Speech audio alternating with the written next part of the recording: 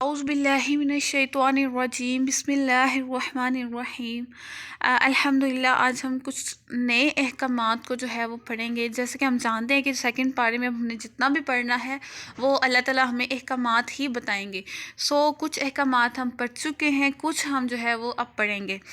آج جو احکامات ہم نے پڑھنے ہیں نا وہ موسٹلی جہاد کے بارے میں، کہ اللہ تعالیٰ جو ہے وہ جہاد کا حکم دیں گے ہمیں کہ جہاد میں تم نے کیا کیا کرنا ہے، کیا کیا چیزیں ہوں گی، اور کس کس کو تو جو ہے تم مار سکتے ہو۔ یہ سارا چیزیں جو ہے نا اللہ تعالیٰ ہمیں بتائیں گے۔ اس کے بعد جو ہے ساتھ ہی ہم حج اور عمرہ کے احکامات بھی پڑھیں گے کہ کیسے حج ادا کیا جاتا ہے،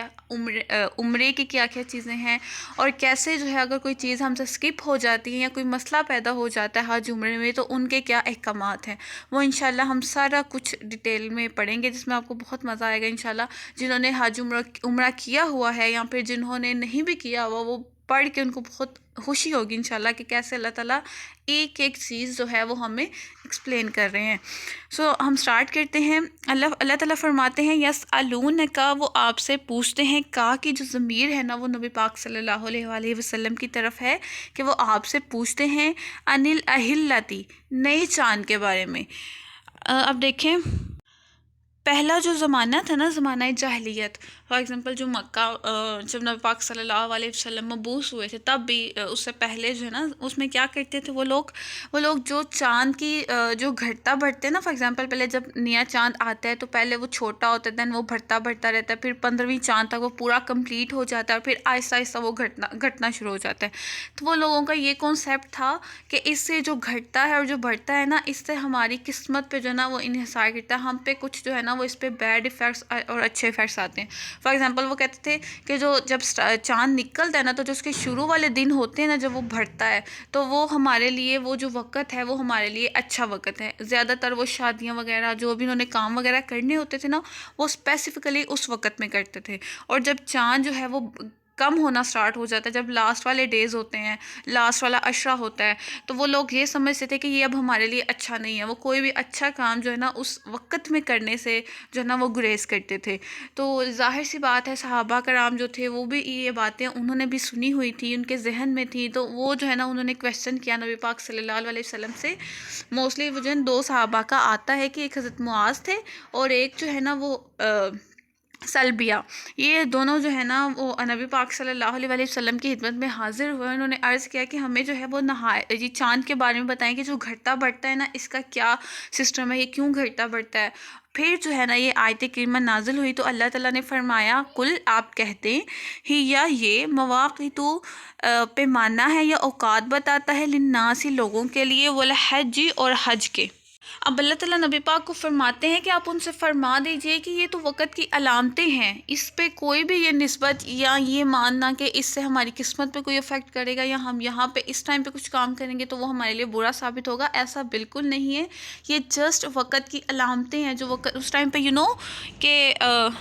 اور گھڑیاں تو ہوتی نہیں تھی اس ٹائم پہ، اور لوگ ایسے جو ہے نا وہ چاند کو دیکھ کے جب لوگ نا جب چاند نکلتا تھا ان کو پتہ لگ جاتا تھا کہ ابھی مہینے کے شروع کا ٹائم ہے۔ جب چاند کمپلیٹ ہو جاتا تھا لوگ حساب لگا لیتے تھے تو ابھی جو ہے درمیانہ مہینہ ہے، اور جب چاند ختم ہونا سٹارٹ ہو جاتا تھا تو ان کو سمجھ آ جاتی تھی کہ اب مہینہ جو ہے وہ ختم ہونے والا ہے۔ اسی طرح وہ سال کا بھی سارا حساب لگا لیتے تھے، مہینوں کا حساب لگا لیتے تھے۔ تو اللہ تعالیٰ فرما رہے ہیں کہ یہ جسٹ وقت کی علامتیں بتاتے ہیں کہ ابھی یہ وقت ہوا ہے، ابھی یہ وقت ہوا ہے، ٹھیک ہے۔ تجارت کا، لین دین کا، کہ اس ٹائم پہ لوگ اگر تجارت پہ جاتے تھے تو کتنے دن لگ جاتے تھے، ان کو حساب رکھنا کہ ہمیں کتنے دن لگ گئے ہیں یا کتنے دن لگیں گے، تو وہ سارا وہ چاند کی تاریخوں کے حساب سے وہ سارا مینیج کرتے تھے۔ تو روزے کے دن، حج کے دن، ٹھیک ہے، حج کے ایام کے دن، فار ایگزامپل جیسے حج کے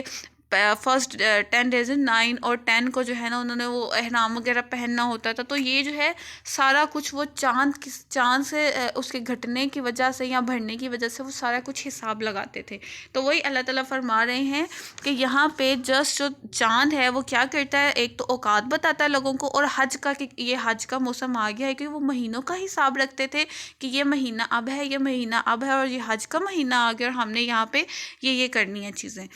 ولیسا، اور نہیں، البر نیکی بھی ان یہ کہ تاتو تم آؤ، البیوت گھروں میں، من سے ظہورہا اب ان کی پشت سے، ولیکن البر لیکن نیکی یہ ہے، من اتقی جو پرہیزگاری کرے، واتو اور تم آؤ، البیوتا گھر سے، من ابوابہا دروازے سے۔ اب دیکھیں یہاں پہ کیا بات ہو رہی، یہ ہوتا تھا کہ جب پہلے لوگ جو تھے نا وہ کیا کرتے تھے، جب وہ احرام باندھ لیتے تھے نا کہ وہ عمرے کے لیے جا رہے ہیں یا پھر حج کے لیے جا رہے ہیں، تو وہ کیا کرتے تھے، وہ جب واپس آتے تھے نا تو وہ اپنے دروازے سے آنے کی بجائے اس کی جو بیک سائڈ ہوتی تھی اس سے آتے تھے۔ اب وہ ان کا یہ سوچنا تھا کہ جب ہم یہاں سے گئے تو ہم فل گناہوں میں تھے، ہمارا فل جو تھا نا، ہم گناہوں میں تھے، ہم لوگ اس راستے سے گئے ہیں اور ہم اس راستے سے جب گئے تھے ہم گناہ کرتے تھے، اب ہم جب حج کر کے آئے ہیں، عمرہ پرفارم کر کے آئے ہیں، تو اب ہم لوگ جو ہے نا وہ پاک ہو کے آئے ہیں، تو ہم گناہ والے راستے سے اپنے گھر واپس نہیں جائیں گے، ہم بلکہ بیک سائڈ سے، ٹھیک ہے۔ اب بیک سائڈ سے ظاہر سی بات ہے ان کی دیوار ہوتی تھی اور وہ دیوار سے پھلانگ کے یا دیوار کو توڑ کے اس طرح بہت مشقت کے ساتھ وہ اپنے گھروں میں داخل ہوتے تھے۔ تو اللہ تعالیٰ ان کو بتا رہے ہیں کہ یہ کیا ہے، وہ اس میں بڑی نیکی سمجھتے تھے کہ یہ ہمارے لیے بڑی نیکی ہے۔ اللہ فرماتے ہیں اس میں نیکی نہیں ہے، نیکی اس چیز میں ہے کہ تم کتنے پرہیزگار ہو، تم کتنی نیکی پہ ہو، کتنا تم اللہ تعالیٰ کے جو ہے وہ قریب ہو، کتنے ان کے احکامات کو فالو کر رہے ہو۔ نیکی اصل میں یہ ہے، نیکی یہ نہیں ہے کہ تم اپنے گھروں کے پیچھوں سے جو ہے وہ داخل ہو۔ تو یہاں پہ اللہ بیسیکلی ان کو حکم دے رہے ہیں، ایک یہ کہ تم لوگوں نے اپنے گھر کی بیک سائڈ سے نہیں آنا، جب بھی تم لوگوں نے آنا ہے اپنے گھر کی سامنے جو دروازہ ہے اس سے آنا ہے۔ آگے اللہ فرماتے ہیں واتقوا اللہ اور تم ڈرو اللہ سے، لعلکم تاکہ تم تفلحون کامیابی حاصل کر سکو۔ کامیابی اب کیا ہے؟ کامیابی یہی ہے نا کہ ہم اپنے امتحان میں پاس آؤٹ ہو جائیں، جو ہمارا لاسٹ امتحان ہے، اور اللہ تعالیٰ ہمارے اعمال نامہ جو ہے، ہمارا جو رزلٹ ہے وہ ہمارا دائیں ہاتھ میں دے دے اور ہمیں جنت میں داخل کر دیں۔ اصل میں کامیابی تو یہی ہے نا، تو اسی کے بارے میں اللہ یہاں ڈسکس کر رہے ہیں۔ آگے اللہ فرماتے ہیں، اب یہاں پہ جو نیکسٹ آیت ہے نا، یہاں سے اب جہاد کا حکم جو ہے وہ سٹارٹ ہو چکا ہے۔ جب نبی پاک صلی اللہ علیہ وآلہ وسلم مکہ میں تھے، 13 سال آپ مکہ میں رہے، تب جہاد کا حکم نہیں تھا۔ تب کہ کتنا یہاں پہ ایمان چیک کرنے والی بات ہے کہ صحابہ کرام کا کتنا ایمان تھا۔ آپ کو کیا لگتا ہے حضرت علی اتنی شجاعت والے، اتنے بہادر کہ جنہوں نے خیبر اکیلے فتح کر لیا تھا؟ کبھی آپ ہسٹری پڑھیں، کبھی وہ ایک جس صف میں وہ تلوار لے کے چلے جاتے تھے، اس صف کی ساری صفیں برباد کر دیتے، سب کو ختم کر دیتے تھے، اتنی وہ طاقتور، اتنے بہادر تھے۔ حضرت عمر، وہ جس کو ایک مکہ مار دیتے تھے وہ اتنی اس کو سخت چوٹ لگ جاتی تھی، اتنا وہ بہادر سارے صحابہ کرام تھے کہ کسی وقت بھی وہ اتنے ظلم ہوئے ان پر، وہ بدلہ لے سکتے تھے، وہ ان سے جنگ کر سکتے تھے، لیکن اللہ کا حکم نہیں تھا۔ جو شب ابی طالب میں آپ رہے، حضرت نبی پاک صلی اللہ علیہ وسلم، آپ کا پورا خاندان، کتنی مصیبتیں آپ کو اٹھانی پڑی، لیکن اللہ کا حکم تھا کہ جنگ نہیں کرنی۔ آپ نے ان کو مانا، آپ نے اللہ کا حکم مانا اور جنگ نہیں کی۔ 13 سال تک کون سا ایسا ظلم ہے جو مسلمانوں پہ نہیں ہوا؟ کون سا ایسی تکلیف انہوں نے برداشت نہیں کی؟ اور پھر جب اللہ تعالیٰ نے دیکھیں، جب ہجرت کا موقع آیا، اللہ تعالیٰ نے ان کو حکم دیا کہ آپ کا گھر ہو ایک جگہ پہ، آپ کا کاروبار ہو، آپ کے ریلیٹیوز ہو، آپ کے پیرنٹس ہو، سارے ہوں، اور اللہ کا حکم ہے کہ ہجرت کر جائیں۔ اور وہ لوگوں نے کچھ نہیں سوچا، صحابہ کرام نے کچھ نہیں سوچا، جنہوں نے اپنے پیرنٹس چھوڑنے تھے، اپنے بچوں کو، اپنا کاروبار، سب کچھ وہ چھوڑ کے اللہ کی راہ میں ہجرت کر گئے تھے۔ اور ایسی جگہ پہ جانا جہاں آپ کو پتہ بھی نہ ہو کہ ہمارے ساتھ ہونا کیا ہے، آپ وہاں جا کے سیٹل کیسے ہوں گے، لیکن اللہ پہ بھروسہ تھا ان کو کہ نہیں، ہم اللہ کا حکم ہے اور ہم نے اب کرنا ہے۔ دین وہ جو ہے ہجرت انہوں نے کی۔ دین ہجرت کے بعد جو ہے آپ کو جہاد کا جو ہے یہ ہوا تھا کہ حکم ہوا تھا کہ اب آپ جہاد کر سکتے ہیں۔ اس کے بارے میں جو ہے اللہ تعالیٰ یہاں پہ بیان کرنے والے ہیں، وَقَاتِلُوا اور تم لڑو، فی سبیل اللہ اللہ کے راستے میں۔ ابھی کتنا کچھ لوگ کہ جو لوگ غیر مسلم ہوتے ہیں کتنا کرٹیسائز کرتے ہیں کہ ان کے کتنے یہ لوگ کتنی دہشت گردی پھیلاتے ہیں، یہ ہے وہ ہے۔ کبھی آپ یہ دیکھیں اللہ تعالیٰ نے کتنا وہ جہاد کو ایک اتنے اس کے قانون ہے کہ یہ اس میں کرنا ہے، اس میں نہیں کرنا، یہ ہے وہ ہے، سارا کچھ ابھی آپ پڑھیں گے تو آپ کو کلیئر ہوگا کہ کتنا ہمارا اسلام جو ہے وہ انسانیت کو کتنا لے کے چلتا ہے۔ اللہ تعالیٰ فرماتے ہیں تم لڑو کس کی راہ میں؟ اللہ کی راہ میں۔ یہ نہیں کہ ابھی تم نے کسی کو کچھ باتیں سنائی ہیں اور تم جا کے اس کو قتل کرو، جی اس کی ہمت کیسے ہوئی، اس نے مجھے باتیں سنائی، ایسا نہیں۔ تم قتل کرو، لڑائی کرو، فی سبیل اللہ اللہ کے راستے میں۔ الذین وہ جو یقاتلونکم تم سے لڑتے ہیں، یہ نہیں کہ تم خود جا کے فرسٹلی لڑنا شروع کر دو، نہیں، وہ جو تم سے لڑنے آئے پھر تم جو ہے ان سے لڑائی کرو، ولا تدو، اور زیادتی نہ کرنا۔ آپ کو پتہ ہے کتنا مارجن ہے اس میں کہ آپ نے بچوں کو نہیں قتل کرنا، آپ نے کسی بوڑھے کو قتل نہیں کرنا، کسی بیمار کو، کسی اپاہج کو، کسی پاگل کو، عورتوں وغیرہ کو، ان میں کسی کو جو ہے جنگ میں ان کو قتل کرنے کی اجازت نہیں تھی۔ صحابہ کرام کہتے کہ ہم جب کسی بھی جنگ پہ جاتے تھے نا تو نبی پاک صلی اللہ علیہ وسلم ہمیں خصوصی ہدایت دیتے تھے کہ دیکھو تم نے بچوں کو، بوڑھوں کو خیال رکھنا ہے، عورتوں کا، ان کو تم لوگوں نے قتل نہیں کرنا۔ اتنا اللہ تعالیٰ نے جو ہے نا ایک بیان کر دیا ہوا کہ ایک حد میں رہ کے جو ہے نا وہ بھی تم لڑائی کر سکتے ہو۔ ان اللہ، بے شک اللہ، لا یحب المعتدین، پسند نہیں کرتا زیادتی کرنے والوں کو۔ آگے ساتھ ہی اللہ فرماتے ہیں، یہ موسٹلی جو آیات جو اسپیشلی نازل ہوئی تھی نا، یہ حدیبیہ کے وقت کی نازل ہوئی تھی، جب نبی پاک صلی اللہ علیہ وسلم اپنے صحابہ کرام کو لے کر عمرے 6 ہجری کو عمرہ کے ارادے سے مکہ مکرمہ کی طرف نکلے تھے، لیکن وہاں پہ انہوں نے جو ہے وہ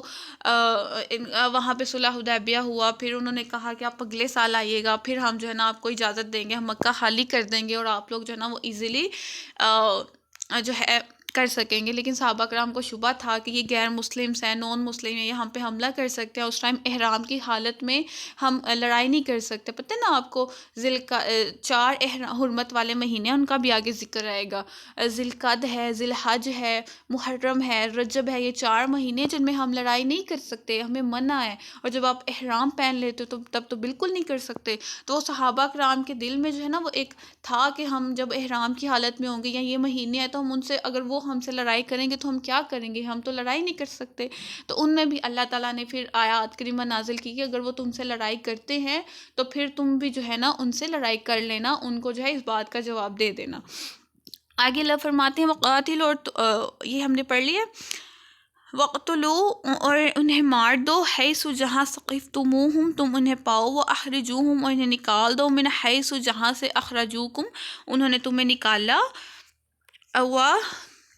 والفتنۃ، اور فتنہ، اشد، زیادہ سخت ہے، من القتل، قتل سے۔ اب دیکھیں یہاں پہ اللہ فرما رہے ہیں کہ اگر وہ زیادتی کرتے ہیں، اللہ تعالیٰ نے ایک مارجن دے دیا نا کہ دیکھو تم نے زیادتی نہیں کرنی، لیکن اگر وہ لوگ جو نان مسلمس ہیں وہ انہیں جو ہے نا وہ زیادہ، اگر وہ میدان جنگ میں آ گئے ہیں اور کہہ رہے ہیں کہ بس ہم نے لڑنا ہے، تو اللہ تعالیٰ کہہ رہے ہیں پھر تم نے کسی کو چھوڑنا نہیں ہے، تم ان کو مارو اور کمپلیٹ جو ہے ان کو ختم کر دو، کیونکہ فتنہ جو ہے وہ زیادہ سخت ہے قتل کے۔ اللہ تعالیٰ اس میں نا ایک یہ بھی ایک مارجن، کچھ جو تفسیر لکھتے ہیں نا وہ یہ بھی لکھتے ہیں کہ یہ جو قتل اللہ تعالیٰ نے یہاں حکم دیا ہے کہ تم مارو اور جہاں انہیں پاؤ نکال دو، اس کا مطلب یہ بھی ہے کہ کچھ لوگ ایسے ہوتے ہیں جو ظاہراً تو ایسے لڑائی نہیں کر رہے ہوتے، لیکن اندر ہی اندر سے نا مینس کہ وہ اس ٹائم لڑائی کے لیے نہیں آتے، لیکن وہ اندر ہی اندر سے وہ لڑائی کے لیے پورا تیار ہوتے ہیں کہ بس یہ ہمارے سامنے اور ہم انہیں قتل کر دیں گے۔ تو اللہ تعالیٰ کہتے ہیں ایسے لوگوں کو بھی جو ہے وہ تم جہاں پاؤ ان کو قتل کر دو، کہ فتنہ جو ہے وہ زیادہ سخت ہوتا ہے۔ وَلَا تُقَاتِلُوهُمْ، اور ان سے نہ لڑو، عند المسجد الحرامی، مسجد الحرام کے پاس، ٹھیک ہے، مسجد الحرام کے پاس اللہ تعالیٰ نے منع کیا ہوا ہے، حتیٰ یہاں تک کہ یقاتلوکم فیہ، وہ تم سے لڑیں اس میں۔ اب دیکھیں اللہ نے فرمایا کہ تم نے خود جب مسجد الحرام میں ہونا ہے تم نے خود ان سے فائٹ نہیں کرنی، اگر وہ خود فائٹ تم سے کریں پھر تم اس کا جواب دے سکتے ہو۔ اور آپ کو پتہ ہے جو مشرکین ہوتے تھے وہ بھی اس بات پہ بہت زیادہ جو ہے وہ رہتے تھے کہ ہم نے مسجد الحرام میں فائٹ نہیں کرنی، وہ بھی بہت زیادہ تعظیم کرتے تھے،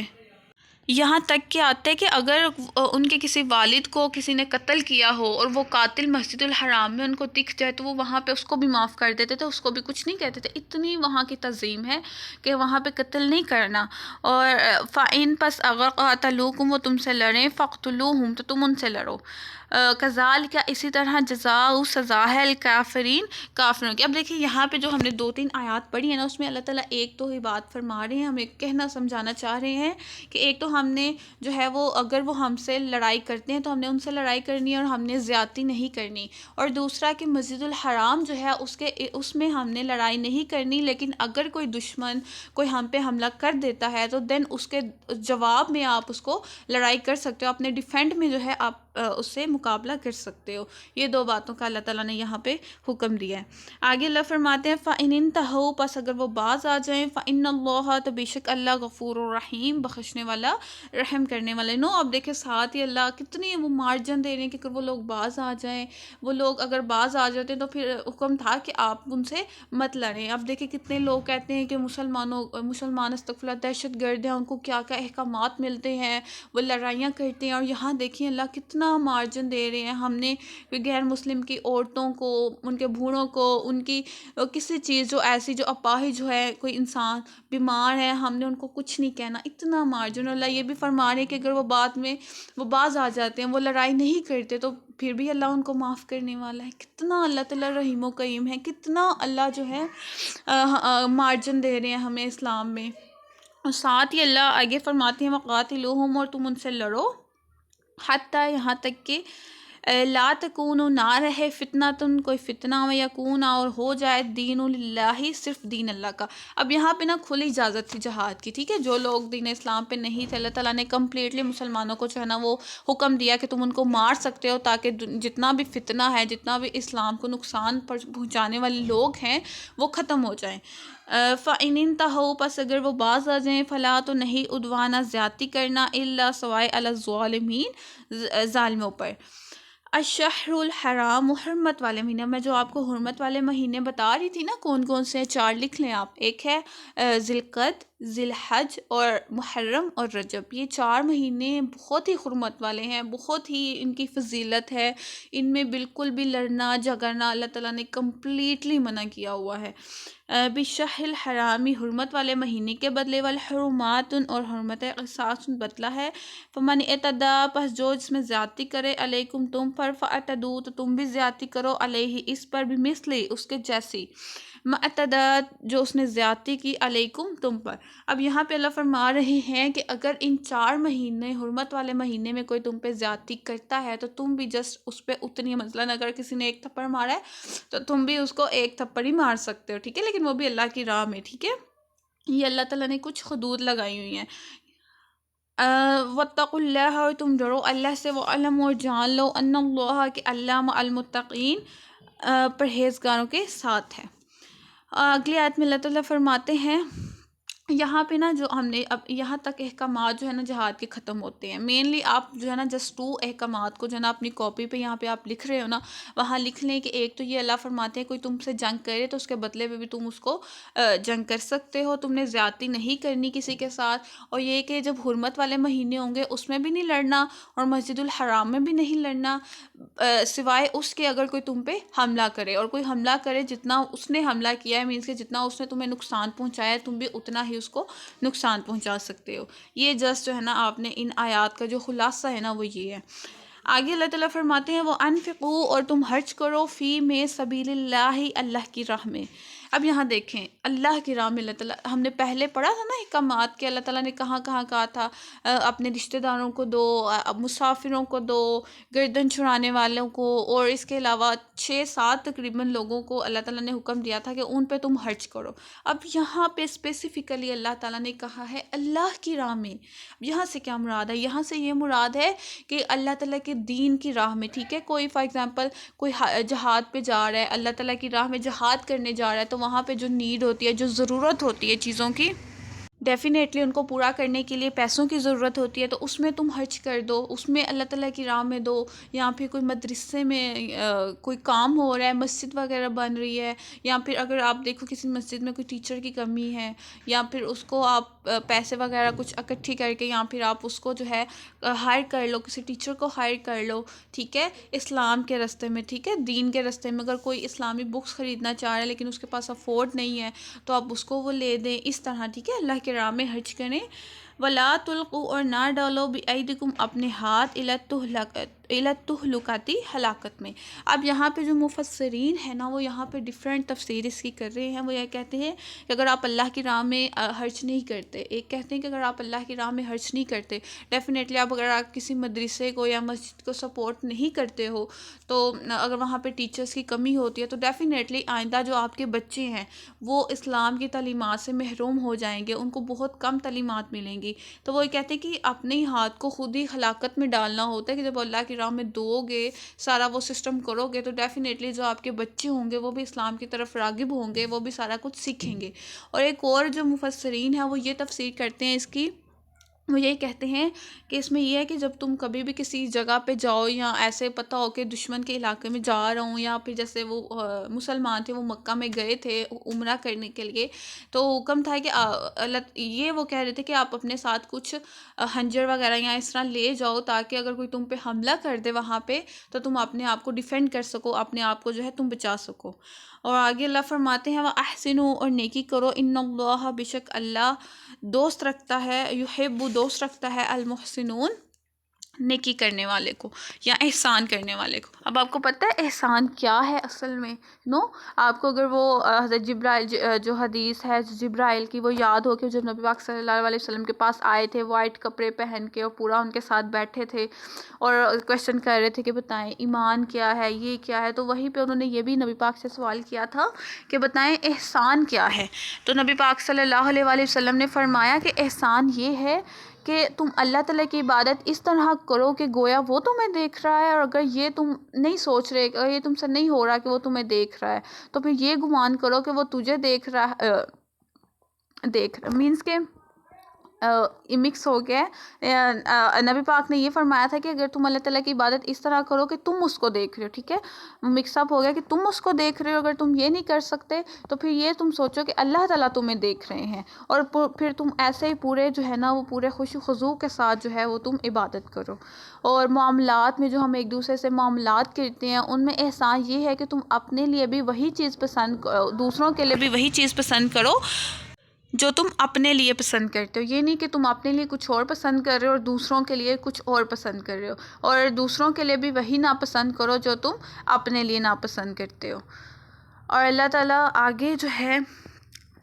اگلی جو آیت ہے اس میں ایک بہت ہی خوبصورت یہ آیت ہے، اور اس میں کمپلیٹ جو ہے وہ حج اور عمرہ کے کچھ احکامات، ٹھیک ہے. اگلا جو ہم رکوع پڑھیں گے نا انشاءاللہ نیکسٹ لیکچر میں، وہ کمپلیٹ زیادہ تر جو نا وہ حج اور عمرہ کے ہی بارے میں ہے. ابھی اللہ تعالیٰ کچھ احکامات جو ہمیں دے رہے ہیں وہ ہم پڑھیں گے اس آیت میں.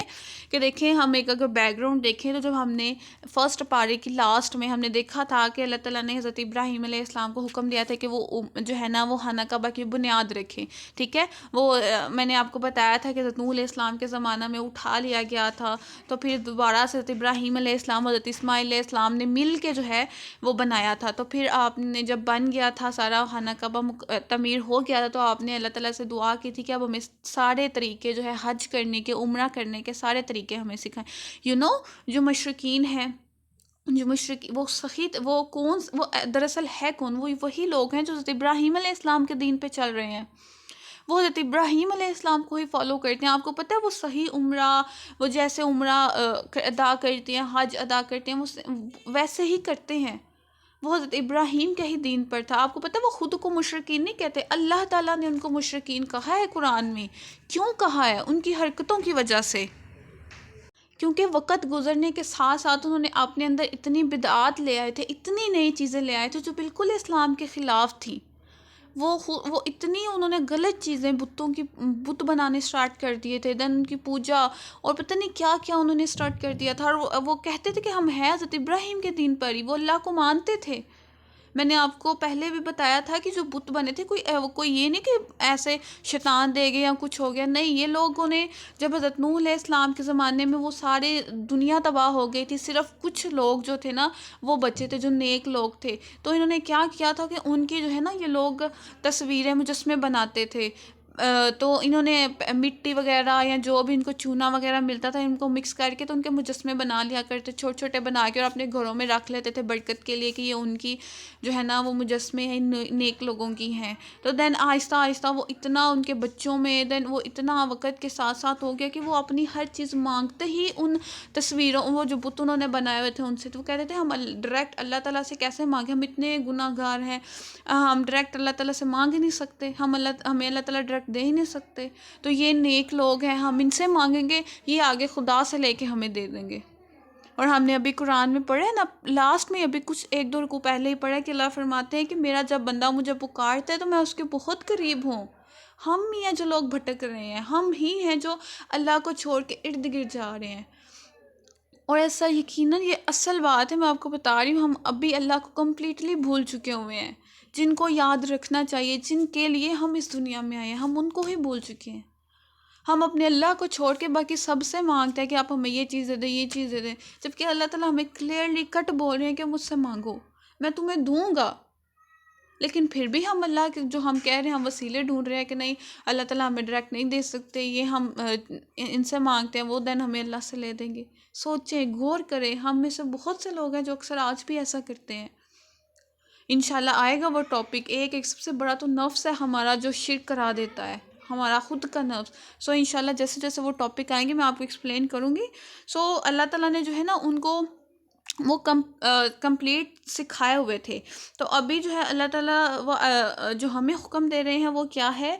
وہ اتموا اور پورا کرو الحج حج والعمرۃ اور عمرہ للہ اللہ کے لیے۔ فَإِن پھر اگر تم روک دیے جاؤ، فَمَسْتَيْسَرَ تو جو مؤثر ہو من الحدی قربانی میں سے۔ اب یہ دیکھیں یہاں پہ کیا ہوا تھا، یہاں پہ یہ جو آیت تھی تب یہ تو نازل ہوئی تھی حدیبیہ کے لیے، ٹھیک ہے، جیسے ان کو روک دیا گیا تھا، عمرے کے لیے گئے تھے، لیکن صحابہ کرام گئے تھے، لیکن ان لوگوں نے روک دیا اور کہا کہ نہیں آپ اگلے سال آئیے گا۔ تو ان کے لیے بھی اللہ تعالیٰ یہ حکم تھا کہ وہ آدھے راستے پہ پہنچ چکے ہیں، وہ کیا کریں، گھر سے احرام باندھ کے وہ آ چکے ہیں کہ ہم نے عمرہ کرنا ہے، نیت کی ہوئی ہے سب کچھ، لیکن انہوں نے روک دیا کہ نہیں ہم نے آپ کو کرنے ہی نہیں دینا۔ تو اب اس سچویشن میں کیا کرنا ہے وہ اللہ تعالیٰ ہمیں بتا رہے ہیں۔ اور ساتھ میں یہ کہ اگر فار ایگزامپل ہم میں سے کوئی حج عمرے پہ کرنے گیا، ہم نے احرام فار ایگزامپل باندھ لیا، ہم جانے لگے ہیں اور راستے میں اللہ نہ کرے کوئی ایکسیڈنٹ ہو جاتا ہے، کوئی مسئلہ ہو جاتا ہے تو ہم وہ نہیں کر پاتے، تو اس میں ہم نے کیا کرنا ہے، کیا احکامات ہے وہ اس کو ذرا دھیان سے دیکھ لیں آپ، کہ اللہ فرماتے ہیں کہ تم روک دیے جاؤ تو جو مؤثر آئے تمہیں قربانی دے دو۔ مینس کہ اب عمرے آپ نے احرام باندھا ہوا ہے، آپ نہیں جا کے عمرہ یا حج آپ کر سکے تو آپ نے کیا کرنا ہے کہ قربانی لینی ہے اور وہ جو ہے وہ دینی ہے۔ اب اس میں کیا ہے، دیکھیں ولا اور نہ تو تحلقوا مڈواؤ رؤوسکم اپنا سر حتی یہاں تک کہ یبلغا پہنچ جائے الہدی قربانی محلہ اپنی جگہ پر۔ اب یہاں پہ دو جو ہے نا وہ تھوڑے سے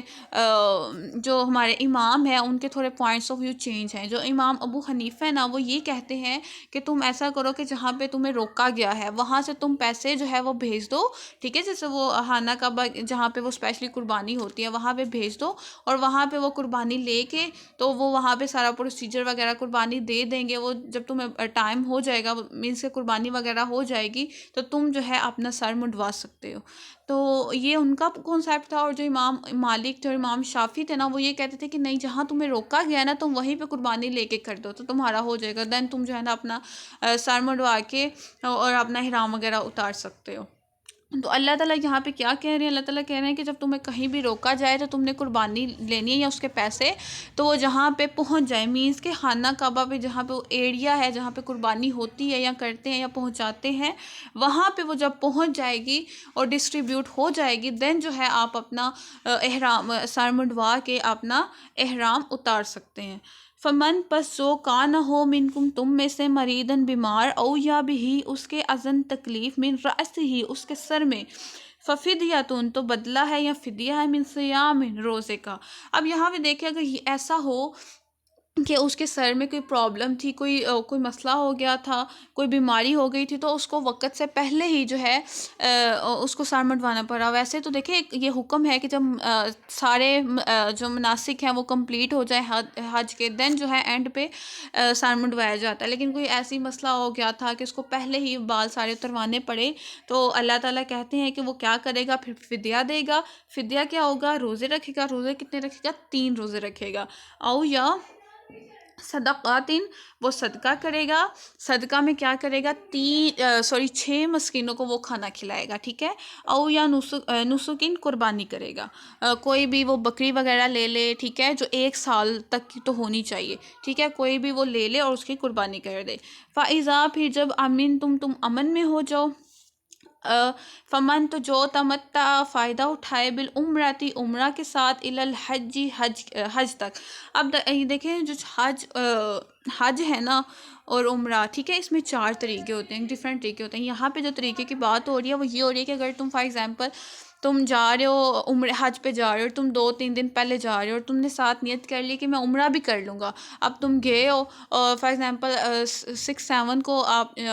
6 کو آپ لوگ گئے ہو، وہاں پہ آپ نے احرام باندھا، کس کی نیت سے؟ عمرے کی نیت سے. عمرہ آپ نے کیا، اس کے بعد آپ نے جو ہے نا احرام اتارا، آپ نے اپنی عبادت وغیرہ کی، عبادت وغیرہ کر کے دین دوبارہ 9 عرفات کو جو ہے نا آپ نے دوبارہ سے 9 ذی الحج کو نا آپ نے دوبارہ سے احرام پہنا، کس کی نیت سے؟ حج کی نیت سے. تو یہ ہو گیا کہ آپ ایک دفعہ گئے اور آپ نے عمرہ بھی کر لیا اور آپ نے حج بھی کر لیا. تو اس کے بارے میں یہاں پہ بات ہو رہی ہے. فمستیسرا، تو جو مؤثر آئے من الحج، قربانی میں سے. تو اللہ تعالیٰ یہاں فرمانے ہیں کہ جو بھی مؤثر ہو وہاں پہ قربانی کرنے کے لیے تم وہ کر لو. فمن لم یجد، تو جو نہ پائے، مینس کہ اگر کسی کے قربانی نہیں وہ کر سکتا، بہت سی سچویشنز ہو جاتی ہیں. فار ایگزامپل اگر کوئی جاتا ہے، اس کی جیب کٹ جاتی ہے، پیسے اس کے کوئی لے لیتا ہے، پھر اس کے پاس پیسے نہیں ہوگے، قربانی کیسے کرے گا؟ یا پھر اگر کوئی فار ایگزامپل کوئی غریب تھا تو اس کو جسٹ ٹکٹ کے لیے کسی نے ٹکٹ کروانے کے لیے جو پیسے دیے تھے، اس کے پاس پیسے نہیں ہے کہ وہ قربانی کرے، تو اس کے لیے وہ کیا کرے گا؟ فصیام، تو وہ روزے رکھے، 3 ایام دن کے، فی الحج، حج میں. مینس کہ جو اس نے حج کے لیے وہ احرام باندھا ہوتا ہے نا، 1 سے 10 ڈیز تک جو ہے ڈیز، ان میں ہی وہ 3 روزے رکھے. یا پھر وہ جو عید کا دن گزرنے کے بعد 3 ڈیز آتے ہیں نا، ان میں روزہ رکھ لے. وہ سب آتین، اور 7 روزے اذا، جب رجع تم واپس آ جاؤ. اور 7 روزے تب رکھنے ہیں جب آپ نے گھر واپس آ جانا ہے، ٹھیک ہے. 3 روزے وہی حج میں، ٹھیک ہے، جب آپ حج کے دوران پہ وہاں پہ ہو، احرام کی حالت میں ہو، تب آپ نے رکھنے ہیں. اور 7 روزے آپ نے تب رکھنے ہیں جب آپ گھر آ جاؤ گے. دل کا یہ عشرتن 10 کاملاتن، پورے، ٹھیک ہے، یہ پورے 10 روزے بنتے ہیں، جو کہ اللہ تعالیٰ کا حکم ہے کہ اگر کوئی ایسی کنڈیشن ہو جاتی ہے کہ آپ قربانی نہیں کر پاتے ہو تو اس میں آپ نے یہ روزے رکھنے ہیں. ذالک، یہ لمن، اس کے لیے ہے، لم یکن، جو نہ ہو، اہلہ، اس کے گھر والے، حاضر، موجود، المسجد الحرام، مسجد الحرام میں. اور یہ حکم ان لوگوں کے لیے ہے جو کہ اس وقت پہ مسجد الحرام کے رہنے والے نہ ہوں. مینس کہ جیسے ہم لوگ ہیں، ہم لوگوں نے یہاں سے پاکستان سے جو ہے وہ